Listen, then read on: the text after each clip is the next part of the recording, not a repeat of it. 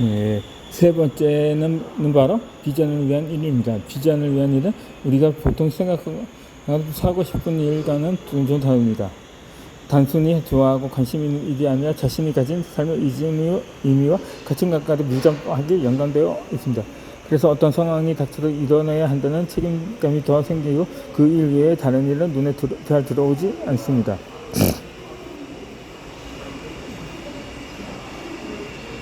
나의 일은 글 쓰는 일이 즐거운 책으로 사람들에게 더 작가로 활동하는 어려운 시대를 버틸 수 있었습니다. 만약 여러분이 어떤 일을 함으로써 미래에 도달하거나 하는 자신의 모습이 생각이 끌어진 듯하면서 앞으로 생각해야 하는 그 일이 맞았던 그건 통해 버려놓고 무언가 사용할 수 있는 일이라면 바로 그 일이 여러분이 해야 할 일입니다. 여러분이 비전을 위한 일을 찾았다면 그 일을 선택해도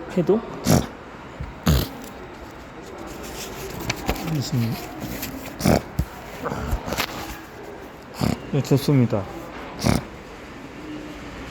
그런 일이라면 앞으로 어떤 어려움도 얘기하는 숨거나 남들보다 경험을 더 노력할 것이며 앞으로도 닥칠 수많은 실패도 쉽게 좌절하지 않을 것이기 때문입니다. 지금 내가 하고 싶은 일이 있다면 그 일이 비전을 위한 일이 맞는지 고민합시다. 그 일이 나의 가슴을 뛰게 하는 자치기 때문에 밀어붙여도 좋습니다. 그런 일에 전념하면 반드시 성공할 수밖에 없습니다.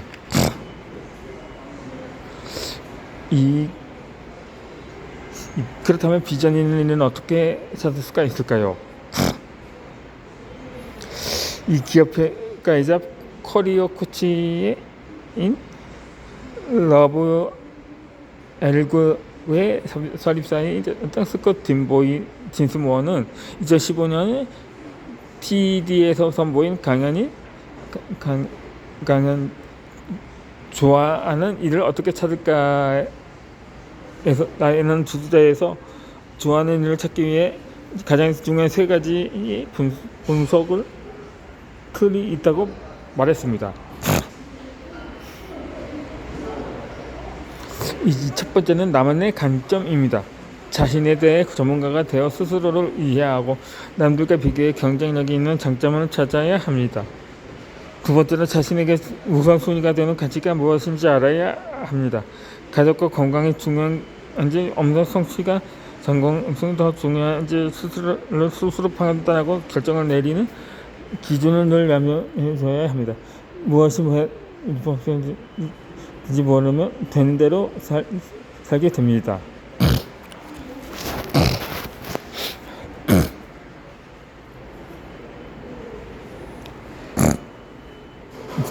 세 번째는 경험입니다.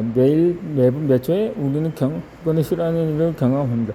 이런 환경에서 그런데 이러한 경험에서 얻게 된 깨달음은 그때 적응을 살아가지 않으면 결국 아무것도 남는 것이 없는 삶을 사는 것과 다름없게 됩니다. 내가 기억하는 일을 기록하고 그 위에 좋아서 하는 일을 하는 것에 어떻게 도움이 될 수 있는지를 연결시켜 생각해야 합니다. 스콧 진스모어는 이 세 가지를 나침반으로 삼고 이것이 일치하는 방향으로 걸어가면 일정과 좋은 영향력을 펼칠 수 있는 일을 반드시 찾을 수 있다고 했습니다. 그리고 마지막으로 비전을 함께 공유하고 달릴 사람들을 찾는 일도 중요합니다. 이 동기부여가로 유명한 짐 론은 당신의 가장 친한 친구 5명이 평균이 바로 당신이라는 말을 했습니다. 샌드위치에서 원하는 방법을 가려면 자신만의 기준을 갖고 살아가는 사람들과 함께 해야 합니다. 혼자서 할 때보다 여러 명과 함께 달려갔다 좋은 작업을 받아 더 높은 성적을 거둘 수 있으니 이런 환경을 조성하는 일 또한 중요하다는 얘기입니다.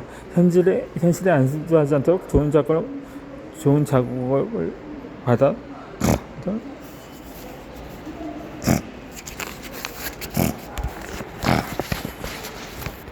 맞을 수 있는 사람들과 지속적으로 교류할 수 있게 노력해야 합니다. 그래 이전보다 더 훨씬 더 성당한 삶을 살게 됩니다.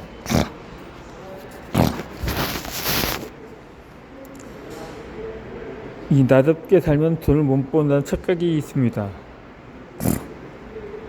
이 열정페이라는 단어는 정당한 대가를 지불하지 않으면서 이 열정만을 요구한다는 뜻에 신조합니다. 즉 월급을 적게 주면서 온갖 업무를 시키는 행위를 비꼬는 말입니다. 특히 문화예술계 직군에서 두드러지게 나타난다고 알려져 있습니다. 하지만 그렇다고 문화예술계 직군의 비전이 없는 것일까요? 이 초등학교 동창 중에 유명한 일러스트레이터가 있는데 그 친구에게 비전을 물어본 적이 있습니다. 친구의 일에 잘 알지 못할 때는 단순히 예술계에서 일하기 때문에 경제적으로나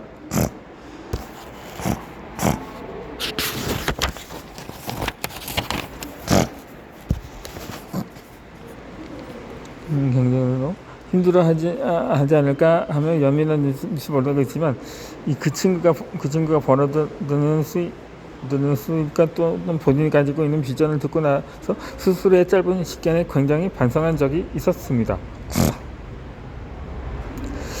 우리는 일을 고를 때 흔히 세 가지를 고려합니다. 첫째는 지속성, 둘째는 발전 가능성, 셋째는 금전적 이득입니다. 직장 생활을 하는 사람들 대부분은 첫 번째와 세 번째를 무척 중시합니다. 그렇게 지속적성이 높은 공무원 시험에 어마어마하게 많은 사람이 몰리고 일하는 만큼 준다는 악명 높은 대기업에서 지원하는 사람들이 몰립니다. 하지만 대부분의 사람들은 이 두 번째인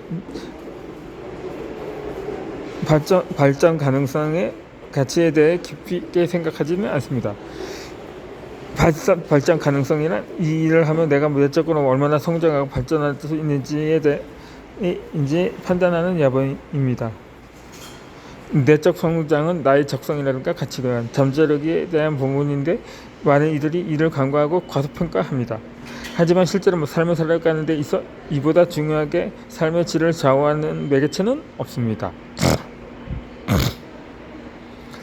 이 평균 임금이 높다고 하더라도 벌 수 있는 돈과 나의 역할이 한정적인 직장과 평균 임금이 낮다고 하더라도 노력하고 고민하는 만큼 벌 수 있는 돈 누락의 역할이 한정적이지 않은 프라이드와서 비교해 봅시다. 정말 좋아하는 일이 없고 직장은 그저 내가 시간을 투자해서 돈만 가져다 주는 곳이라고 생각한다면 직장 생활을 하는 게 맞습니다. 하지만 본인이 좋아하는 일이 분명히 있고 그 일을 하며 생각하며 살고 싶다면 현실에 안주하기보다는 끊임없이 고심해야 합니다.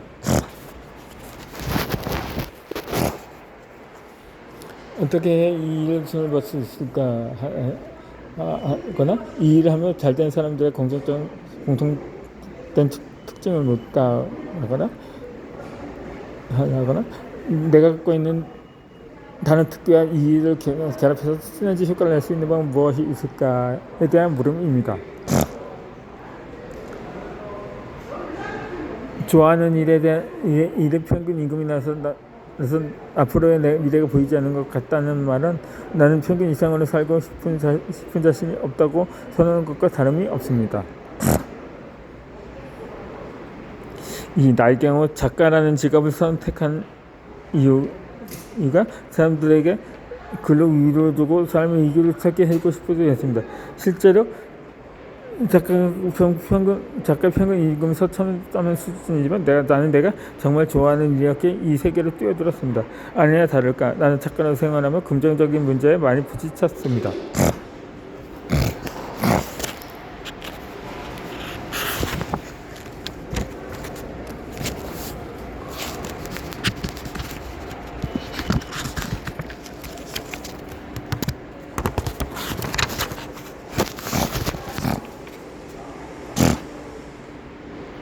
그러나 많은 사람에게 의미를 선사해주고 싶다는 비전을 갖고 있었기에 포기하지 않고 그 작가로 계속해서 살아갈 수 있는 방법을 찾기 시작했습니다. 이 첫 번째 방법은 강연이었습니다. 내가 쓴 첫 책이 독서에 관한 책이었기에 도서관이나 문화센터에 이렇게 내 프로필을 건네주기도 했고, 강연 에이전시에 각자 프로필을 보내기도 했습니다. 지인들을 통해 고등학교나 중학교 강연을 소개받기도 했습니다. 두 번째로 SNS 계정을 꾸준히 활용했습니다. 나는 단순히 SNS 계정에 내 콘텐츠를 무턱대고 올리지 않고 시장을 분석했습니다. 참 있을 때 그런 계정 칠 때 내가 어떻게 하면 내 콘텐츠가 필요한 사람들에게 노출이 잘 되면서 내 정체성을 보여줄 수 있을까 고민하고 연구했습니다. 많은 사람이 자극적인 사진이나 동영상이 아니면 아무도 개인 계정을 보지 않을 거라고 얘기했지만 나는 확신이 있었습니다.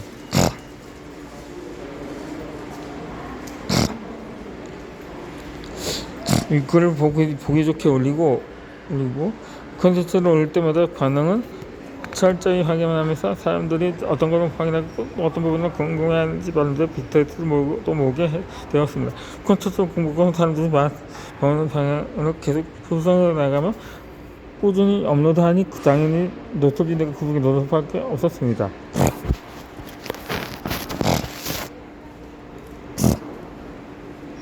간혹 작가들 중에 안타까운 생각을 가진 이들이 있습니다. 글을 대하는 자세가 너무나도 경건해서 현재의 트렌드를 고려하지 않은 것입니다. 그들은 책을 출간하기 위해 글을 쓸 때는 결국 가볍지 않은 문제로 써야 하고 진중한 문제 제기로 독자로 하여금 깊은 꿈을 꿔보지 만들어야 한다고 얘기합니다. 또 어려워 보이는 미사역을 사용해 문장이 좀 더 화려해 보이게 써야 한다고 말합니다. 하지만 나는 거기에 동의하지 않습니다.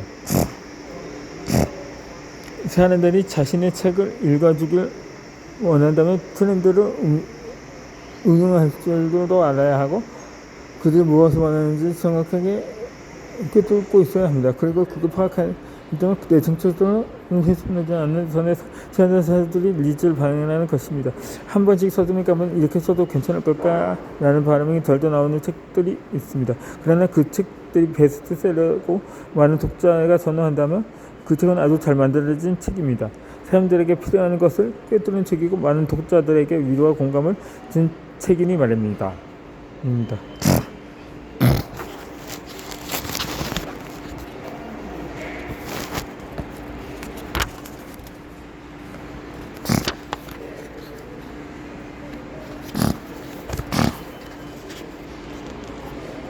나는 이렇게 두 가지 방법을 꾸준히 활용하면서 작가로서 콘텐츠를 쌓아갔습니다. 그러다 보니 어느 순간 내 글을 기다리는 독자들이 많아졌습니다.